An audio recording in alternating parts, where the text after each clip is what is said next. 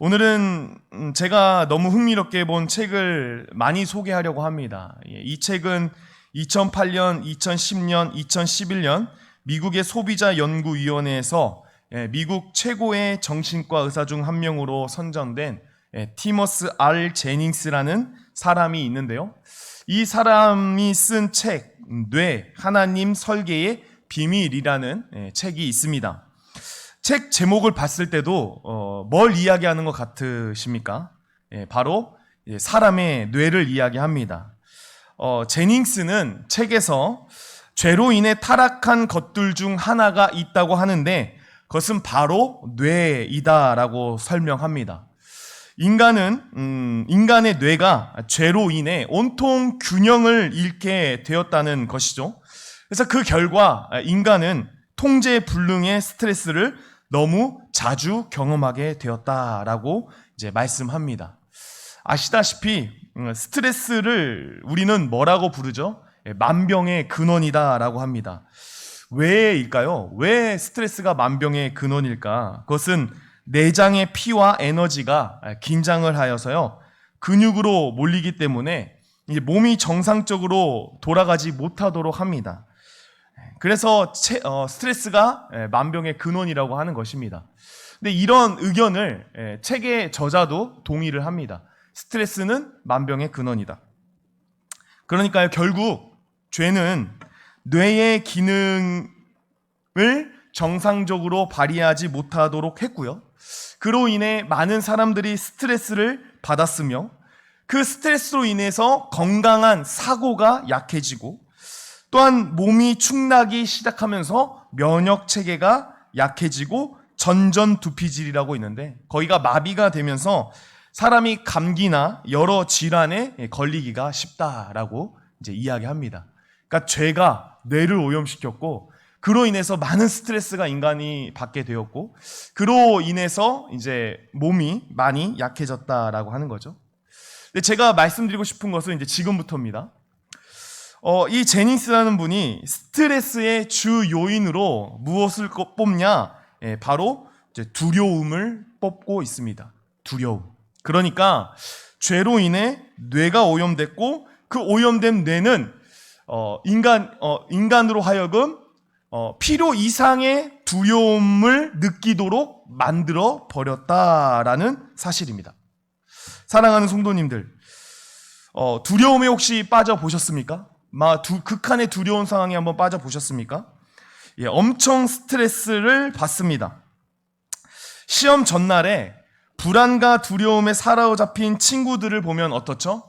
괜히 몸에서 열이 나거나 현기증이 나거나 이제 그런 느낌이 들지 않습니까? 또 실력이 아무리 좋아도 두려워하는 사람들은 면접을 보러 갔을 때 어떻게 될 가능성이 많죠? 면접을 잘 보지 못할 가능성이 있다라는 사실입니다. 그러니까 여러분, 두려움이라는 것은요, 우리가 기억해야 되는 것은 뭡니까? 우리가 일상생활에서도 굉장히 장애물이 된다.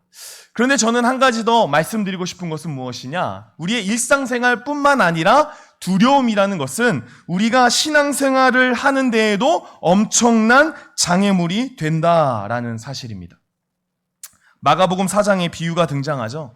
4가지 땅의 비유. 거기 보시면은 돌밭이 나옵니다. 그래서 돌밭이 나오는데 마가복음 4장 16장 17절은 이렇게 말씀합니다. 또 이와 같이 돌밭에 뿌려졌다는 것은 이들을 가리킴이니 곧 말씀을 들을 때 즉시 기쁨으로 받으나 그 속에 뿌리가 없어 잠깐 견디다가 말씀으로 인하여 환난이나 박해가 일어날 때는 곧 넘어지는 자요라고 말씀하고 있습니다. 씨가 열매 맺지 못하는 이유는 궁극적으로 환난과 박해 때문입니다.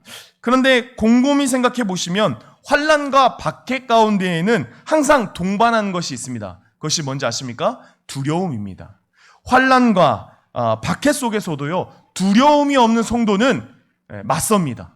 그러나 환난과 박해 가운데에 두려움이 있는 성도는 어떻습니까? 신앙의 열매를 맺지 못하고 자신의 꼬리를 내려버린다라는 것입니다. 신앙생활에 있어서 두려움이 참으로 열매 맺지 못하는 기능을 하고 있다라는 것입니다. 세상 권세를 꽉 잡고 있는 악한 마귀들도요, 이거를 너무나도 잘 압니다. 그래서 어떻게 하면 사회와 교회와 가정과 성도가 뭐 하기를 원합니까? 두려워 떨기를 원해 합니다. 그러니까 악한 마귀 사탄들이 하는 일이 뭐예요? 세상의 사람들을 두려워하게 만드는 것이죠. 왜 그렇습니까? 두려워하는 성도들은 결코 하나님을 바라볼 수 없기 때문입니다. TV를 켜면 온통 뭐가 있습니까? 건강에 문제가 있습니다. 이것 없으면 안 되고 저것 없으면 안 된다. 그러면은 병에 걸려서 나중에 힘든다. 여러분, 이것은 우리가 보기에 우리에게 건강의 정보를 가르쳐 주는 것 같지만 한편으로는 무엇을 자극하죠? 두려움을 자극합니다. 어떠한 영양제가 없으면 안 된다. 이것 없으면 안 된다. 저것 없으면 안 된다. 건강하게 살기 위해서는 이것을 먹어야 된다. 세상은 두려움을 자극하죠. 그래서 제가 곰곰이 한번 따져봤습니다. 몸에 좋다는 거 다 먹으면요, 제가 봤을 때 한 주먹은 되는 것 같아요. 혹시 여기 계신 분들도 아마 한 주먹 드시고 계시는 분들 있으실 수도 있을 거라 생각하는데요. 그것이 제가 도움이 안 된다라고 말씀드리는 것이 아니라 어쩌면 우리를 두려워하기 위한 하나의 방편으로 지금 악한 세력들이 그걸 활용하고 있을 수 있다라는 사실이죠. 제가 소개한 책에서 저자는 이렇게 말합니다. 제가 좀 문구를 읽어드리겠습니다. 두려움과 정신장애의 증가를 부추기는 뜻밖의 요인 중에 하나는 극도로 만연한 연애 오락물이다. 여기에는 텔레비전 시청도 포함되며 특히 어린이들에게 미친 영향이 크다. 연애 오락물이란 가상의 또는 인위적 연기를 통해 감정 반응을 일으키되 비판적 사고는 거의 배제할 목적으로 만든 프로그램을 말한다. 연애 프로그램을 교육 프로그램과 혼동해서는 안 된다. 연애 프로그램의 주된 효과는 대뇌 변연계를 흥분시킴과 동시에 전적 두피질의 활동을 억제하는 데 있다. 연애 오락물의 목적은 청중의 감정 반응을 끌어내는 것이며 따라서 감정 반응이 강할수록 더 좋은 프로그램이 된다. 이런 프로그램은 비판적 생각을 아예 봉쇄한 채로 웃음, 눈물, 두려움, 흥분, 분노, 짜증, 좌절 따위만 유발하려 한다. 라고 말합니다. 그러니까 우리가 지금 보고 있는 텔레비전, 우리가 보고 있는 유튜브에, 요즘은 유튜브를 많이 보시죠. 그런 모든 것들이 무엇을 자극합니까? 인간의 두려움을 자극하고 있고요. 그 두려움을 자극함으로 사람들로 하여금 더 이상 생산적인 생각을 하지 못하도록 만들어 버린다라는 사실입니다. 조금만 우리가 돌아보면은 이거 동의할 수 있습니다. 예전보다도 사실 정신적으로 힘들어하는 사람이 얼마나 많이 있습니까? 현 시대에 정신적으로 고통을 호소하고 있는 분들이 되게 많이 있습니다. 그렇기 때문에 현 시대에 어쩌면 우리가 마귀의 전략에 넘어가고 있다라는 생각을 하게 되는 것이죠. 자, 그러면은 중요한 게 있습니다. 우리가 두렵다. 제가 새벽 예배 때도 말씀드렸지만 택시기사에게 염려가 없는 곳으로 가달라라고 했더니 제가 어디로 갔다고 했습니까? 공동묘지로 갔다고 했죠. 염려 없는 곳으로 가달라니까 공동묘지로 갔다고 합니다. 두려움도 마찬가지 같습니다. 두려움이 없는 곳으로 가주세요 라고 하면은 택시기사가 어디로 갈 것 같으십니까? 당연히 공동묘지로 갈 것 같다. 그러니까 두려움이 없는 사람이 없다라는 것이죠. 그러면 과연 두려움은 어떻게 극복할 수 있을까요? 신앙의 적이 두려움이고 또한 우리 일상생활을 하지 못하도록 만드는 것이 두려움이라고 한다면 이 두려움은 극복해야 되는 과제인데 그럼 이 두려움을 어떻게 극복할 수 있을까? 어떤 사람들은 많이 가지면 두려움이 사라진다고 합니다. 그래서 열심히 무엇인가를 가지려고 하죠. 그리고 어떤 사람들은 너가 큰 사람이 되면 돼. 누군가의 지배를 당하지 않고 누군가를 지배하는 입장에서 살면 돼. 그래서 열심히 성공하려고 길을 씁니다. 누군가는 상처받고 누군가는 마음 아파하는에도 불구하고 자기 살 길을 열심히 쫓아가며 자기만 잘 살면 되지라는 마음으로 열심히 높아지려고 합니다. 나라와 나라 간에 평화가 있으려면 신식 무기를 가지고 있어야 된다고 하죠. 신식 무기를 가지고 있으면 두려움에서 벗어날 수 있다. 근데 여러분, 정말 그럴까요? 우리나라가 막 신식 무기 많이 가지고 있고, 또 뭐 돈도 많고 부유하고 강대국이고, 어떤 한 나라들도 함부로 할 수 없는 그런 나라가 되면 진짜로 두려움이 사라질까요? 그렇지 않다라는 겁니다. 결국 제가 말씀드리고자 하는 두려움을 극복하는 비결은 뭔지 아십니까? 그것은 바로 사랑이다라는 겁니다. 두려움을 이길 수 있는 유일한 방법은 뭐죠? 사랑입니다. 마지막으로 책을 읽어드리겠습니다. 결론적으로 말해서 두려움이 커지면 사랑과 성장과 발달과 건강한 사고는 줄어든다. 사랑이 커지면 두려움이 줄어들 뿐 아니라 성장과 발달과 건강한 사고가 모두 향상된다. 두려움과 사랑은 반비례 관계다. 책에서 말하는 결국 답은 무엇입니까? 두려움을 극복하는 것은 바로 사랑이다라는 사실입니다. 우리 성도님들께서는 두려움의 반대를 무엇으로 정의하십니까? 용기, 이런 것들, 담대함, 이런 것들로 정의할 수 있을 것이다 라고 생각됩니다. 근데 사실 두려움의 반대는 뭔지 아십니까? 용기도 아니고 담대함도 아니고 두려움의 반대는 바로 사랑이다라는 것입니다. 그러니까 제가 지금 말씀드리는 것은 뭡니까? 시험을 앞두고 있는 자녀에게 사실을 말하는 것은 도움이 안 된다는 거죠. 근데 너가 공부 더 했어 봐라. 너가 두려운가? 네가 1시간 덜 자고 열심히 했으면 지금 두려워하지 않을걸? 이렇게 말하는 것보다도요, 나는 너를 사랑한다. 너는 할 수 있어. 나는 너를 사랑해. 이렇게 접근할 때 오히려 사람은 두려워하지 않고 담대히 나아간다라는 사실이죠. 요한복음 3장 16절은 이렇게 말씀합니다. 하나님이 세상을 이처럼 사랑하사 독생자를 주셨으니 이는 그를 믿는 자마다 멸망하지 않고 영생을 얻게 하려 하심이라. 하나님이 세상을 이처럼 사랑하사 독생자를 주셨으니. 여러분, 성도는 결국 두려움을 극복할 수 있습니다. 왜 극복할 수 있습니까? 성도에게는 누구의 사랑이 있기 때문입니까? 하나님의 사랑이 있기 때문입니다. 그 하나님의 사랑은 누구를 통해 나타났습니까? 바로 예수 그리스도를 통해 나타났고, 또한 성도는 그를 믿음으로 영생의 자리에 옮겨진 자들이기 때문에 근본적으로 성도는 두려워하지 않을 힘이 있습니까? 없습니까? 있다라는 사실입니다. 오늘 본문 가운데에 두려워하는 자들이 등장합니다. 바로 제자들입니다. 그들이 두려워했던 이유는 37절이죠. 큰 광풍이 일어나며 물결이 배에 부딪혀 들어와 배에 가득하게 되었더라. 배를 타고 이동하고 있었습니다. 근데 큰 풍랑이 일어났답니다. 근데 중요한 거는 이 풍랑이 우리의 목숨을 위협하겠구나라는 두려움에 빠지기 시작했습니다. 그런데 곰곰이 생각해 봤을 때 제 생각으로는 제자들이 두려워할 만한 이유가 전혀 없습니다. 왜일까요? 왜 제자들이 두려워할 만한 이유가 하나도 없을까요? 그곳에서는 누가 함께 있었기 때문입니까? 예수님께서 함께 있었기 때문입니다. 예수님께서 함께 계셨기 때문에 굳이 저 생각은 두려워할 만한 이유가 없다라고 생각이 드는데, 제자들은 두려워하기 시작했다라는 것입니다. 그럼 그들은 왜 두려워했을까? 40절과 41절을 제가 읽어드리겠습니다. 이에 제자들에게 이르시되 어찌하여 이렇게 무서워하느냐?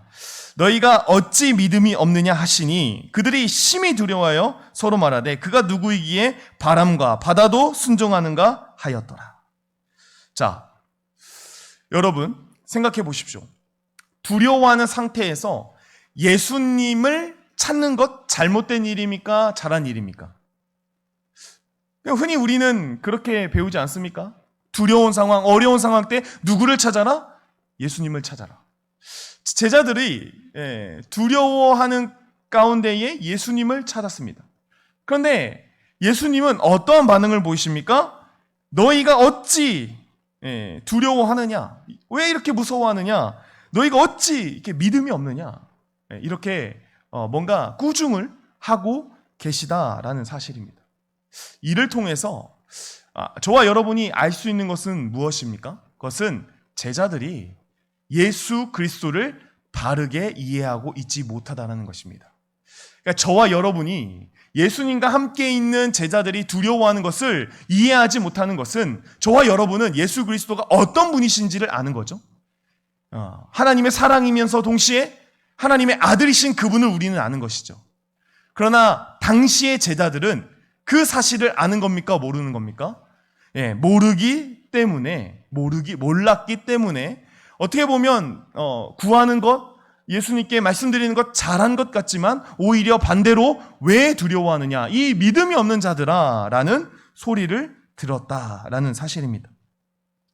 사랑하는 성도님들,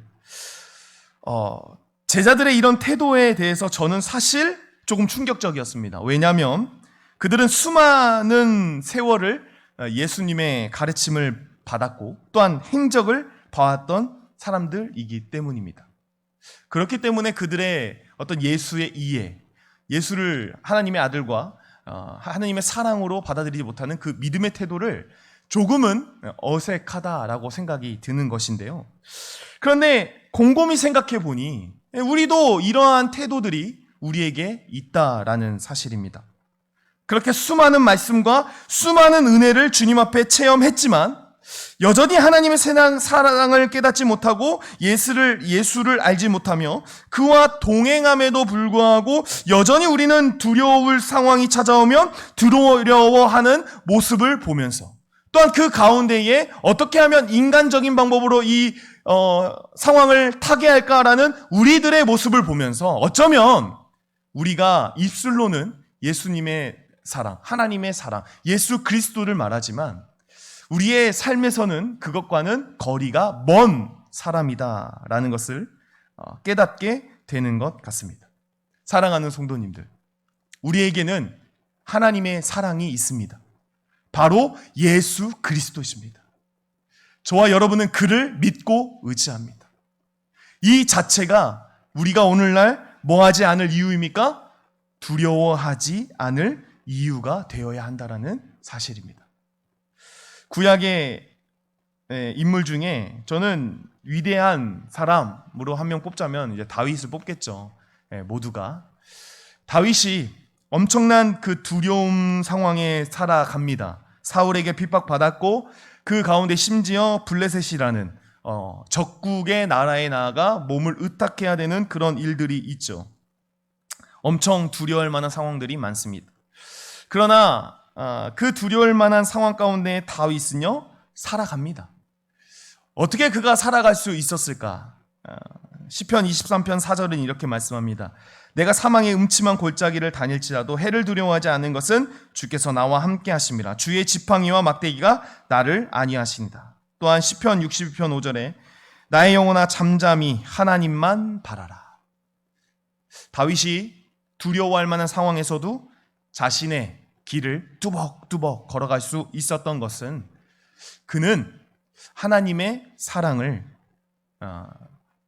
아는 사람이었기 때문입니다. 그 힘듦과 어려움 가운데에서도 그 두려울 만한 상황 가운데서도 여전히 나를 지키시고 여전히 나를 존귀하게 여기시고 여전히 나를 그 누구보다도 사랑하고 계시다라는 하나님을 알고 있었기 때문입니다. 사랑하는 성도 여러분, 우리도 마찬가지입니다. 하나님의 사랑이 우리에게 나타났습니다. 그것은 예수 그리스도를 통해 나타났다라는 것입니다. 그것만큼 확실한 증거는 없습니다. 그렇다면 이제 우리가 해야 될 것은 두려워 벌벌벌 떨면서 살아갈 것이 아니라 맞아, 나에게는 예수 그리스도가 계셔. 하나님의 사랑이 계셔. 그것을 믿고 의지함으로 담대히 살아가야 되는 것이 바로 우리가 나아가야 될 바라는 사실입니다. 세상에 어려운 사람, 세상에 어려움 없는 사람 있습니까? 여러분, 예수님 믿는다고 어려움 안 옵니까? 아니요. 예수님 믿어도 어려움은 옵니다. 예수님 믿어도 힘듦은 옵니다. 예수님 믿어도요, 저 코로나가 안 피해 갔습니다. 예수님 믿어도 코로나 걸립니다. 그럼 대체 세상의 사람과 우리가 다른 게 뭔가? 똑같이 다 아프고 똑같이 다 걸리고 그냥 다른 게 뭔가? 여러분, 다른 건 뭡니까? 우리는 아는 사람이라는 겁니다. 우리는 그 가운데에서도 우리를 사랑하시는 하나님의 사랑과, 그리고 여기가 끝이 아닌 우리는 하나님의 나라에 거할 것이다 라는 믿음, 그 믿음이 우리에게 있다라는 사실입니다. 그래서 중요한 것은 뭡니까? 해석의 차이입니다. 해석의 차이. 세상의 사람들은 나에게 어려운 일이 발생하면 좌절하고 낙담하고 인생을 포기하고 나는 운수 없는 놈이야, 나는 저주받을 놈이야, 그렇게 이야기할 때 그리스도인들은 뭐라고 얘기합니까? 이런 인생 때문에 예수 그리스도가 이 땅에 오셨지. 나는 그 예수를 알지.